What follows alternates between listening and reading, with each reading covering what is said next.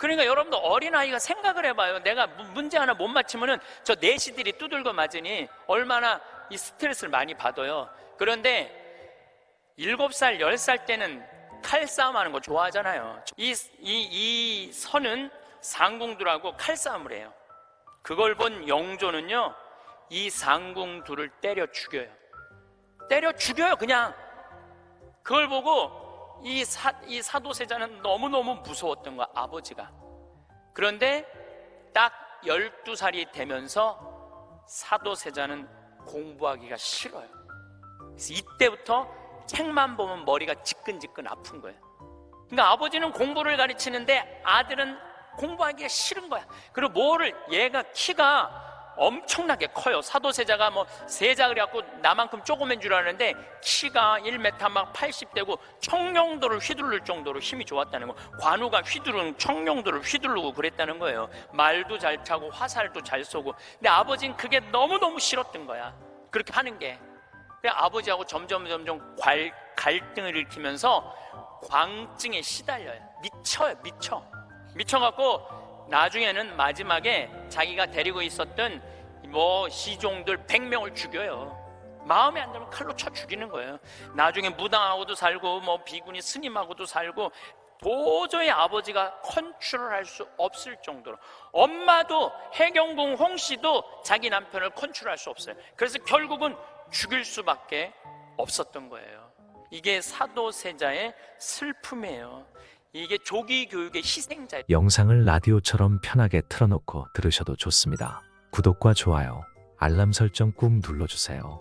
황창현 신부님의 행복 특강 지금 바로 시작합니다. 그런데 지금 대한민국은 우리 자녀들을 거북이로 안 키우고 뭘로 키우냐면 토끼로 키우고 있어요.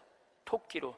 7년밖에 안 살릴 생각을 하고 토끼로 키우고 있어요. 그렇게 가장 큰 희생자가 된 사람이 누구냐면은 사도세자예요. 여러분도 사도세자 얘기 알죠? 네, 사도세자가 언제 죽었느냐면 1762년 이모년에 5월 13일 날 뒤주에 들어가고 5월 22일 날 죽었어요. 8일 동안 있다가. 그런데 이 사도세자는 아버지가 영조인데 아버지의 첫째 아들이 효장세자가 있었는데 9살에 죽어요. 9살에 죽다가 40이 넘어서 아들 하나를 얻어요. 정조는 이산, 정조의 아버지인 사도세자의 진짜 이름은 이선이에요. 사도세자는 죽고 난 다음에 영조가 불러준 이름은 슬픔을 생각해라, 생각살자 슬플 도자, 그래갖고 사도세자고 진짜 이름은 이선이에요. 그러니까 40이 넘어서 아들을 하나 얻었으니까 효장세자가 죽고 난 다음에 너무너무 슬펐는데 이 영조는 이 아들이 너무너무 귀했던 거야. 그래갖고 2살에 사도세자 책봉을 해요. 근데 얘가 얼마나 똑똑했느냐 하면은 2살 때 왕자라는 한자를 보고 아버지가 이게 무슨 자냐 그러면 아버지를 가르쳤어요. 이게 아버지 자다, 왕자를 보고. 세자짜리를 보고 이거는 무슨 자냐, 이건 나다. 2살짜리가 5살 때 효경을 줄줄줄줄 외워요. 영조라는 임금은 공부하기 너무너무 좋아했던 임금이거든요. 그러니까 이게 진짜 똑똑한 놈 만들어 보겠다고, 똑똑한 놈 만들어 보겠다고 선생을 몇 명을 들이냐면 20명을 들여요. 그래갖고 아침, 점심, 저녁으로 가르치는 거야. 계속 가르치는 거야. 그리고 이제 시험을 아버지가 나와서 보는 거예요. 너 사서삼경에 이게 무슨 뜻이냐? 그러면 20명이 둘러있고 5살, 6살짜리가 까먹을 수도 있잖아요. 그러면 대답을 못하면은요, 영조가 눈을 부라리면서 이놈 그것도 모르느냐고. 근데 세자는 때릴 수가 없었어요. 누구를 때리냐면 세자를 업고 다니는 내시를 때리는 거예요. 대신 맞는 거예요. 그러니까 여러분도 어린아이가 생각을 해봐요. 내가 문제 하나 못 맞히면은 저 내시들이 두들겨 맞으니 얼마나 이 스트레스를 많이 받아요. 그런데 7살, 10살 때는 칼싸움 하는 거 좋아하잖아요. 저도 어렸을 때 맨날 산에 가고 나무 잘라갖고 맨날 칼싸움 해갖고 여기 맨날 여기 찢어지고 그랬던 기억나요. 이 선은 상궁들하고 칼싸움을 해요. 그걸 본 영조는요, 이 상궁들을 때려 죽여요. 그냥. 그걸 보고 이 사도세자는 너무너무 무서웠던 거야, 아버지가. 그런데 딱 12살이 되면서 사도세자는 공부하기가 싫어요. 그래서 이때부터 책만 보면 머리가 지끈지끈 아픈 거예요. 그러니까 조기 교육의 최고의 희생자는 누구냐면은 사도세자예요. 그러니까 아버지는 공부를 가르치는데 아들은 공부하기가 싫은 거야. 그리고 얘가 키가 엄청나게 커요. 사도세자가 세자 그래갖고 나만큼 조그만 줄 아는데 키가 1m 막 80대고 청룡도를 휘두를 정도로 힘이 좋았다는 거. 관우가 청룡도를 휘두르고 그랬다는 거예요. 말도 잘 타고 화살도 잘 쏘고. 근데 아버지는 그게 너무너무 싫었던 거야, 그렇게 하는 게. 그래 아버지하고 점점 갈등을 일으키면서 광증에 시달려요. 미쳐갖고 나중에는 마지막에 자기가 데리고 있었던 시종들 100명을 죽여요. 마음에 안 들면 칼로 쳐 죽이는 거예요. 나중에 무당하고도 살고 비구니 스님하고도 살고, 도저히 아버지가 컨트롤할 수 없을 정도로. 엄마도 해경궁 홍씨도 자기 남편을 컨트롤할 수 없어요. 그래서 결국은 죽일 수밖에 없었던 거예요. 이게 사도세자의 슬픔이에요. 이게 조기 교육의 희생자예요. 조기 교육의 희생자. 그런데 이 사도세자도 내가 보기엔 딱 7년 만에 돌은 거야. 근데 여러분들도 초등학교 1학년 때부터 애들 어떻게 해요? 영조가 20명 선생 된 거나 여러분들이 학원 애들 10개, 12개 보내는 거나 다를 바 하나도 없어요. 애들 미치게 만드는 거예요. 그러면은 언제까지가 애들이 엄마가 시키는 대로 따라하느냐면 중학교 1학년 때까지는 딱 시켜요. 해요. 근데 딱 그 7년이 지나고 나면 애들 눈빛이 쫙 꺾어지기 시작해요. 네. 중학교 2학년만 되면은 눈빛이 싹 돌아가기 시작해요. 돌아가기 시작하면 그때부터 애들은 미치는 거예요. 근데 여러분들 이게 웃을 일이 아니에요. 그 미치는 애들이요 한둘이 아니에요. 참 많아요. 그럼 이때부터는 엄마도 컨트롤이 안 되는 거예요. 아버지도 컨트롤이 안 되는 거예요. 그리고 얘는 행복했던 순간이 하나도 없었던 거야. 행복했던 순간이 없기 때문에 이때부터는 엄마한테 소리 지르고 물건 던지고, 심지어는 엄마를 때리는 아이들도 참 많습니다. 이 엄마들은 어디 가서 얘기도 못해요. 중학교 2학년 3학년 되는 애한테 맞는다, 자식이 무서워서 벌벌 떠는 부모들이 참 많습니다. 그럼 얘가 미치게 만드는 장본인이 누구예요? 엄마들이에요. 엄마들이 얘를 미치게 만드는 거예요. 미쳐갖고 이제 애가 이렇게 뛰고 저렇게 뛰면 나한테 데리고 와요. 그러면 얘네들 눈빛이 싹 돌아간 걸 내가 봐요. 그럼 상담을 해보잖아요. 그럼 걔네들이 나한테 하는 얘기가, 자기는 초등학교 때 자기 자유시간이 하나도 없었다는 거예요. 자유시간 하나도 없이 엄마가 이 학원 가라면 저 학원 가고 저 학원 가고 저 학원 가고, 그래서 자기 미치겠다는 거예요. 막 속에서 불이 일어난다는 불. 이 사도세자가 뭐라 하냐면 자기 속에서는 울화증이 일어났다. 울화증이. 만약에 영조가 사도세자가 그렇게 무기신식이라는 무에서도 편해요. 사도세자가 그만큼 똑똑한 사람이었고, 만약에 영조가 이 아들을 정말로 청룡도도 마음대로 하게 하고 창, 활, 말 다 잘 탔거든요. 그렇게 키웠다면 우리나라는 광개토왕 대왕만큼 훌륭한 군주, 강력한 군주를 18세기에 모실 수 있었을 거야. 사도세자가 죽고 난 다음에 정조가 임금이 됐잖아요. 권력 기반이 취약했어요. 그 다음에 정조가 1800년에 죽고 순조, 헌종, 철종, 고종 다 7살, 10살, 18살, 17살짜리들이 왕 되면서 조선은 끝난 거예요. 여러분들도 지금 가만히 생각해봐요. 지금 내가 하나 둘 가지고 있는 애 공부 그렇게 시켜갖고 미쳤어. 그렇게 미쳤어? 그러면요 그 집안은요 나중으로도 희망이 없는 집안이에요. 그리고 참 고치기 힘든 병이 뭔지 아세요? 정신병이에요. 제가 수많은 사람들을 만나면서, 수많은 아이들을 만나면서 가장 고치기 힘든 병이 정신병이에요. 우울증이라든가 조울증이라든가 이렇게 걸린 사람들은 평생 병원에 들락날락하고 평생 약 먹다가 결국은 그렇게 죽는 거예요. 근데 자기 자식을 뒤주에 가둬서 죽이지는 않지만, 여기 있는 분들 중에 뒤주에 가둬서 죽일 사람은 없지만은 그렇게 미치게 만드는 부모들이 참 많다는 거예요.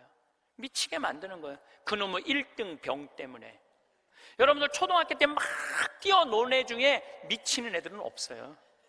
초등학교 때 막 엄마 아빠랑 같이 뛰어놀고 들로 산으로 뭐 친구들하고 어울리고 엄마 아빠하고 먹고 마시고 논 아이들 중에 미치는 애들은 없어요. 어떤 애들이 미치냐면 되지도 않는, 머리 돌아가지도 않는 책상에서 학원에서 시달리면서 미치는 애들이 많은 거죠. 자식 영어 발음 좋게 한다고 혀 이렇게 늘리는 수술하고 초등학생들한테 10개씩 학원 다니게 하는 일이 자식 미치게 만드는 일이에요. 이렇게 얘기해요. 엄마, 나 왜 이렇게 공부해야 돼?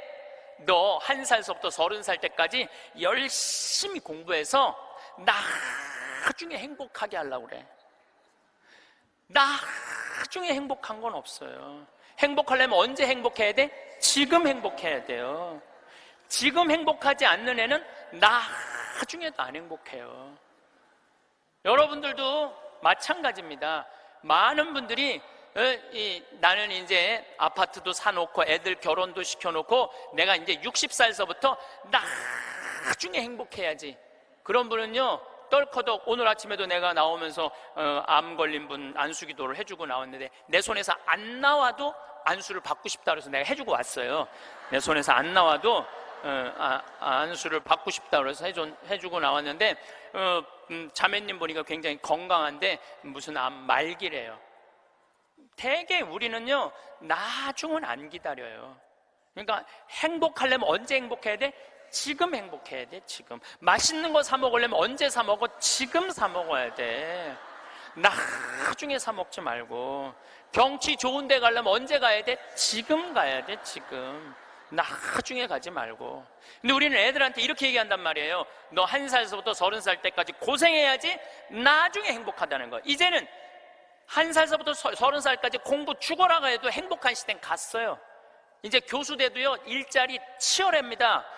지금 변호사들, 노는 변호사들 수두룩하게 많습니다. 이제는 머리로 사는 애들이 행복한 세상이 오는 게 아니라 몸으로 사는 애들이 행복한 세상이 다가오고 있어요. 나는 어제도 우리 직원이 저녁에 이제 대전에서 강의 끝나고 들어갔는데 고등학교 졸업하고 군대 갔다 와서 대학교 다니다 때려치고 우리 집에 왔어요. 내가 이렇게 물어봤어요. 이리 와봐라, 너. 오늘 강의 준비하면서 네가 지금 대학교 4년을 다녔으면 얼마를 대학에다가 쏟아 넣을 것 같아? 1억 쏟아 넣는데. 1억 쏟아 넣지? 근데 너 이제 대학 안 다니니까 1억은 이제 모아놓은 거 아니야? 그럼 그 1억 너한테 안 쏟아 놓으면 엄마는 그 돈 갖고 뭐 할 것 같아? 엄마는 노후대책연금 붓겠죠? 그래, 엄마는 노후대책연금 붓고 너는 1억 저축하고 벌써 니네 집은 2억 벌은 집이다. 대학을 안 다니면 안 다닐수록 돈을 버는 거다. 근데 너 지금 내가 이번에도 월급을 한 1년 안 됐는데 40만 원 올려줬어요. 우리는 5년만 근무하면 무조건 300만 원씩 받을도록 내가 해주는 거예요. 그럼 너 지금 5년, 4년 근무하면 너 1억 모은다. 기숙사에서 먹고 자고 쓸 일도 없고 거기는 해만 떨어지면 돈 쓸 데도 없어요. 너 그러면은 4년 동안 딴짓 안 하고 착실히 돈 벌으면 너 1억 버는 거야. 그럼 넌 30 전에 2억짜리 아파트 살 수 있는 거야. 우리나라 지금 대학 나온 45만 명 졸업하는데 제대로 된 직장에 취직하는 숫자가 몇 명이에요? 5만 명밖에 안 돼요. 40만 명은 2년, 3년 빈둥빈둥거리고 심지어는 엄마 아버지가 애들 때문에 경비에 나가갖고 그거 해갖고 애들 생활비 대주고 뒷돈 대주고 그러고 있는 거예요. 그러니까 지금 여러분들 지금 대한민국에서 없애버려야 되는 건 내가 보기엔 대학이야. 대학만 없어지면 전부 일의 소중한 가치를 배우고 다 행복하게 살 수 있어. 아니 대학 졸업하고 딱딱딱 취직하면은 내가 왜 대학을 귀하게 여기지 않아요? 대학 졸업하는 애 거의 반 이상은 빈둥빈둥 놀고 있는데. 그러니까 우리나라 할머니 60, 70 된 분은 머리 나쁜 몸으로 살 놈한테 돈 쏟아 넣느냐고. 세계 빈곤율, 노인 빈곤율이 우리나라가 1위예요. 1위. 돈이 없어요, 다른 나라 사람들은 나이를 먹으면 얼마나 럭셔리하게 사는데요. 놀지도 못하고 죽어라 30살까지 나중에 행복하려고 공부했는데 취직 안 되면 그 허탈감, 좌절, 이거는요, 어른들은 상상할 수 없을 만큼 힘든 거예요. 상상할 수 없을 만큼. 한 3달 전에 아주 이쁘장한 여자아이가 저를 찾아왔어요. 공부도 굉장히 잘하는 아이예요. 공무원 시험을 보는데 계속 3번인가 4번 떨어진 거예요. 너무너무 좌절감, 우울증에 시달려 있는 아이예요. 예, 날 찾아왔어요. 내가 얘기했어요. 꼭 공무원을 해야 되냐? 꼭 좋은 회사를 가야 되냐? 그냥 내가 즐겁게 일하고 그냥 행복하게 살면 되지 왜 그 힘든 목표를 세워놓고 계속 좌절감을 느끼느냐? 넌 좀 오늘을 좀 행복하게 살아라. 근데 이 친구가 며칠 전에 저한테 메시지 했어요. 신부님, 저 취직했어요. 너무너무 행복해요. 눈높이를 조금만 낮추면 우리는 지금 행복할 수 있는데 항상 나중에 행복하려고 눈높이를 너무 높여갖고 그것도 못하고 이것도 못하고 저것도 못하는 거예요. 그러니까 우리나라 애들 1살서부터 30살까지 안 행복해. 그럼 30살서부터 60살은 행복해요? 30살서부터 60살? 안 행복해. 왜 안 행복하냐면 이 30살서부터 60살은 자기 인생이 없어. 왜냐면 1살서부터 30살 된 자식들 뒷바라지 않으냐고 자기 인생이 없는 거야. 그러니까 자기를 위해서 학원을 다녀봤던 적이 없어. 30살서부터 60살들은 기타 학원을 다닌다든지 피아노 학원을 다닌다든지 꽃꽂이 학원을 다닌다든지 나처럼 필라테스 학원을 다닌다든지 자기를 위해서 이런 학원을 다녀본 적이 없어. 자기 인생이 없어. 오로지 자식 뒷바라지 않으냐고. 그래서 헬리콥터 맘이라고 그러잖아요. 자식 뒤 뺑글뺑글 따라다니는 거야. 초등학교 유치원 따라다녀, 초등학교 따라다녀, 중고등학교 따라다녀, 심지어는 대학까지 따라다닌다는 거예요. 그래갖고 저기 커리큘럼 수업 과정 짜주군 엄마들 많아. 그리고 학점이 조금 나오면 교수한테 가서 따진다는 거. 우리 애 학점이 왜 요것밖에 안 주느냐고. 나중에 취직하려면 학점이 높아야 되는데. 군대도 뺑글뺑글한데요. 요즘 카카오톡이 돼갖고 엄마들이 애들 군대 생활을 볼 수 있대요. 그럼 애가 좀만 얼굴이 이상하면은 그 상사한테 그런대요. 왜 우리 애 얼굴이 이러느냐, 뭐가 문제가 있느냐. 그러니까 그 군대 가서도 엄마가 애를 책임져 주는 거야. 그래서 요새 군대 상사님들이요, 사병 돌보는 일보다 사병 엄마 돌보는 일이 더 바쁘대요. 심지어는 회사까지 따라다니는 거야. 애가 회사에 취직을 했는데 대리 진급을 못하면 부장한테 가서 따진다는 거. 우리 애가 뭐가 모자라서 대리 진급을 못하느냐고. 평생 자식주의를 뺑글뺑글 따라다니는 걸 뭐라고 그러냐면 헬리콥터 맘이라고 그래요. 헬리콥터 맘. 또 아버지들은 요즘은 많이 줄어들었지만 한동안은 기러기 아버지가 40만 명까지 있었어요. 40만 명 기러기 아버지가. 이 기러기 아버지들은요, 자식들 한 달에 부인 것까지 하려면 700에서 1000만 원을 보내줘야 돼. 그러면은 보통 10년 정도 가 있으면요, 이 기러기 아버지는 10년 동안 인생이 하나도 없는 거예요. 자식도 없고 아내도 없고 돈도 없는데 돈만 버는 기계로 사는 거야. 그러니까 자기 인생을 못 사는 거. 30살서부터 60살들은 자기 인생이 없는 거예요. 근데 문제는 60살 때 30살 된 자식이 이렇게 말합니다. 엄마, 이제 엄마 인생 살아. 자기를 위해서 살아봤던 적이 없는데 내 인생을 살으라는 거야. 살 줄을 모르는데. 30살서부터 60살은 뭐 해야 되는 나이냐면요, 자아실현 해야 되는 나이야. 자아실현. 자아실현이라는 게 뭐예요? 자기의 능력을 쓰는. 오늘 물이 없는데 여기 물을 하나 갖다 놓으면 내가 이 물을 안 먹었으면은 이 물은 자아실현 하는 물이에요? 자아실현 안 하는 물이에요? 자아실현 안 하는 물이에요. 내가 먹어줘야지 자아실현이 되는 물이에요. 자아실현이 되는 물이에요. 여러분들이 샴푸를 하나 샀어. 그럼 샴푸를 사면은 그 샴푸를 한 방울까지 다 쓰면은 여러분들 기분 좋아요, 안 좋아요? 그 샴푸는 나한테 와서 자기 능력을 다 썼어요, 안 썼어요? 그럼 자아실현 한 거야, 안 하는 거예요? 자아실현 한 거죠. 내가 요즘 목욕 가방에 샴푸 하나 다니는데 요만큼 남았어. 그 짜서 쓸 때마다 기분이 너무 좋아요. 너 이제 자아실현 다 돼가는구나. 이제 자기 능력 다 썼으니까. 우리 사제관에 개가 한 마리 있어요. 문수라는 개가 있는데 얘가요, 딱 사제관에 도착하면은요, 총알같이 튀어나와요, 자기 집에서.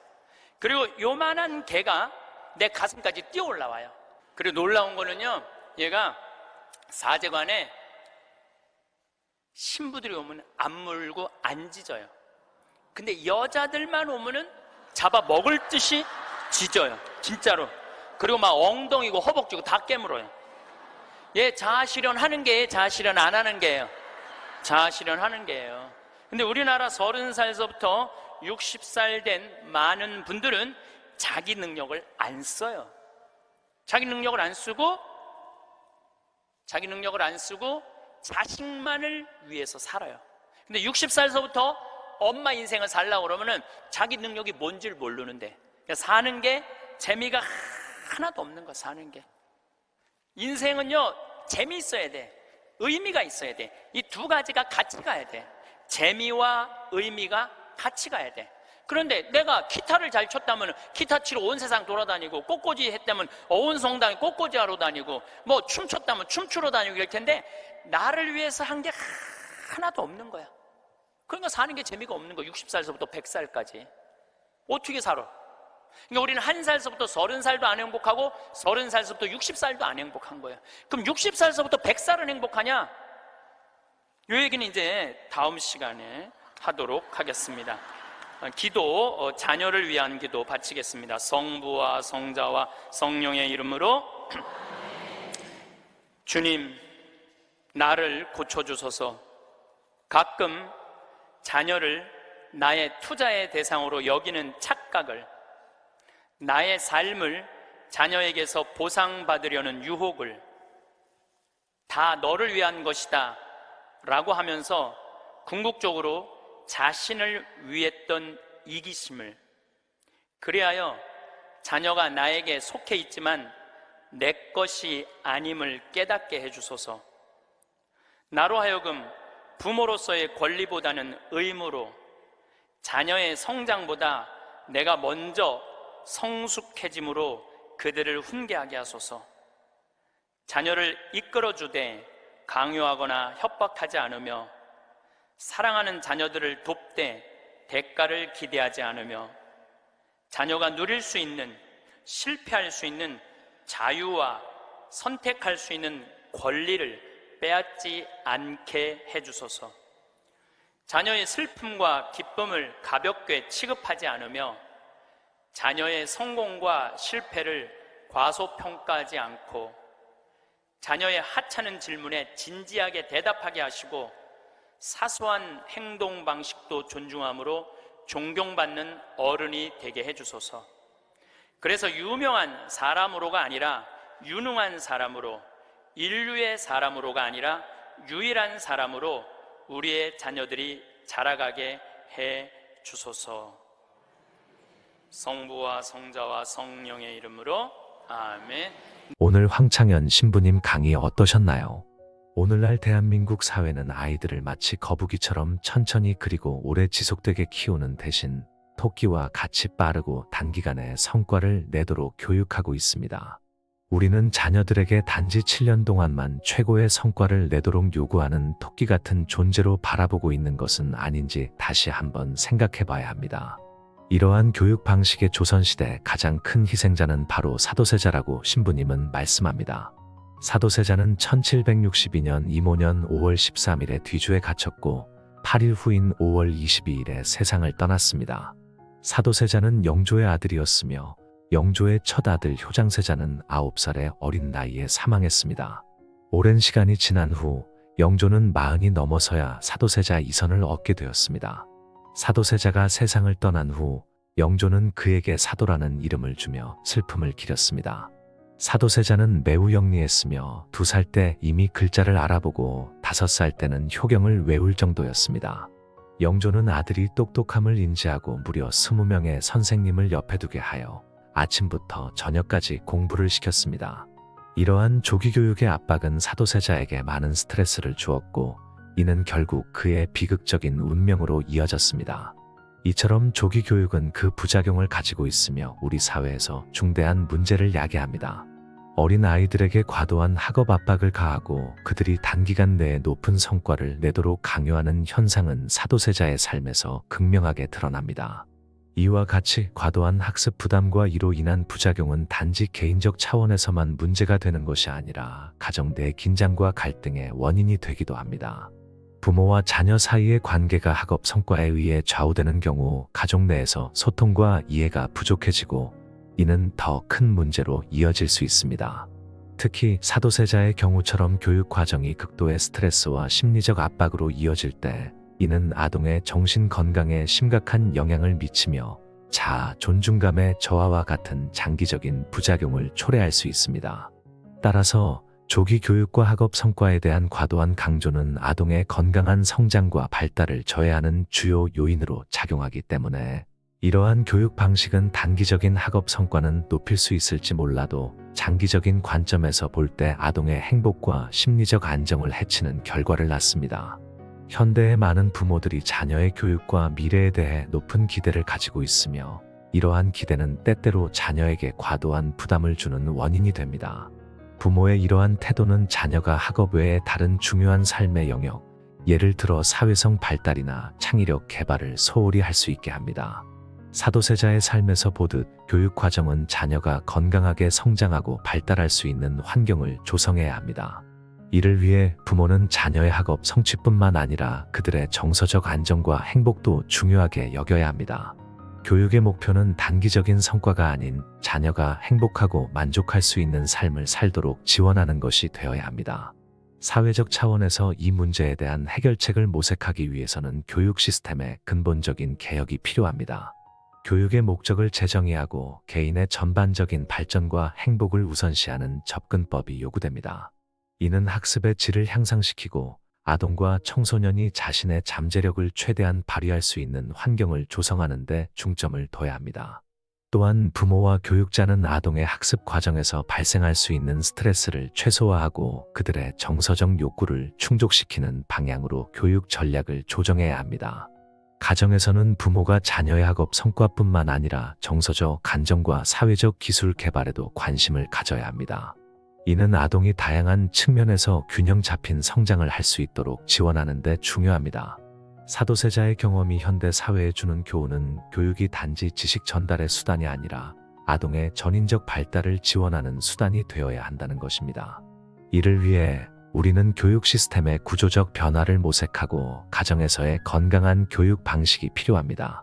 또한 부모, 교사, 교육정책 입안자 모두가 아동의 심리적 안정과 행복을 최우선으로 고려하는 교육 환경을 조성하는 데 협력해야 할 필요성이 요구되어집니다. 이러한 내용들을 참고하시어 삶의 지혜를 얻고 마음 평안을 누리시면 좋겠습니다. 오늘 영상 도움되셨다면 구독, 좋아요, 알람 설정 꾹 눌러주시고 이 영상을 소중한 분들께도 공유해주세요. 다음에 더 좋은 영상으로 찾아뵙겠습니다. 감사합니다.